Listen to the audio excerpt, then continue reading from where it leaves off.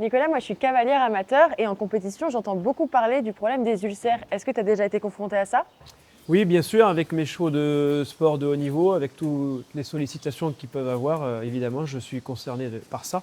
Mais je te propose qu'on aille en parler avec le docteur Goupil. On y va.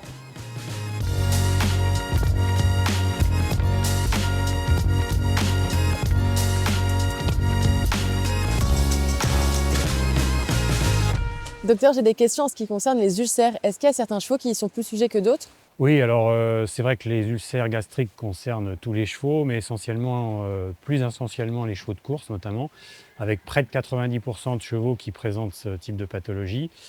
Chez les chevaux de concours, on est plutôt sur des statistiques de 45-70% et chez les chevaux de loisirs, un petit peu moins. Donc ça concerne vraiment toutes les populations et proportionnellement les plus sportifs.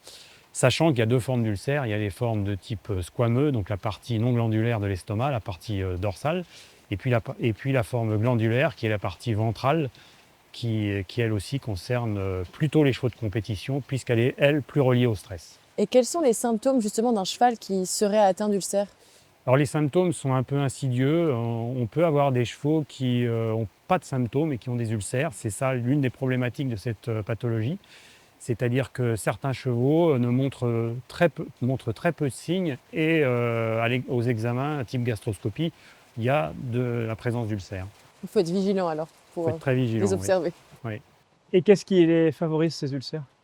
Alors les ulcères sont favorisés par un certain nombre de choses. Donc la partie l'ulcère de type squameux est plus en relié avec l'alimentation, une période de jeûne prolongée, enfin tous les facteurs qui vont faire que la muqueuse de l'estomac, la partie haute de la muqueuse de l'estomac, est agressée par les sécrétions gastriques. Et puis le deuxième type d'ulcère, la partie glandulaire, plus liée au stress, à l'inquiétude et autres, seront liés au travail, à la surcharge, au manque de repos. Et les traitements qui correspondent le mieux pour ça?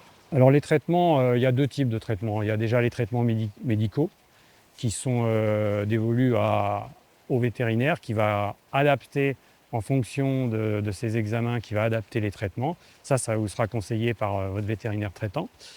Et puis toute la partie gestion de l'environnement et gestion de l'emploi du temps du cheval.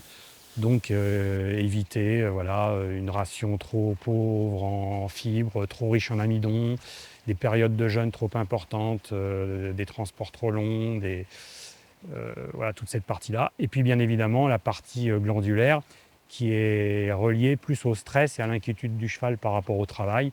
Donc lui proposer du repos, de la mise au paddock, de la vie avec ses congénères.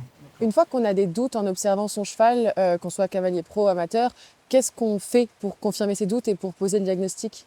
Ouais, alors l'élément clé du diagnostic, c'est la gastroscopie. Donc votre vétérinaire va avec un gastroscope, c'est-à-dire une caméra, va aller visualiser en direct les lésions. Donc cela, il va quantifier si c'est la partie, alors de quel type?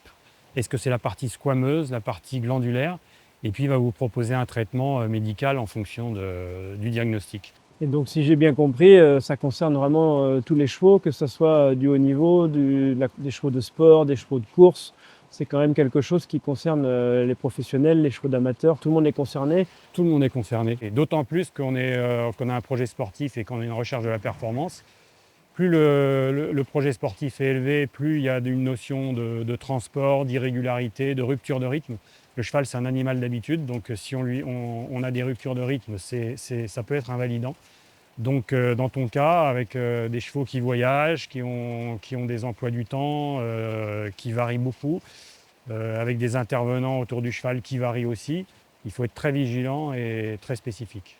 Au-delà du sport, il y a aussi le bien-être de nos chevaux qui est le plus important. Donc, étant donné que les ulcères peuvent être douloureux, au-delà de la contre-performance sportive, il faut pouvoir les traiter pour qu'ils soient en bonne santé et qu'ils aillent bien.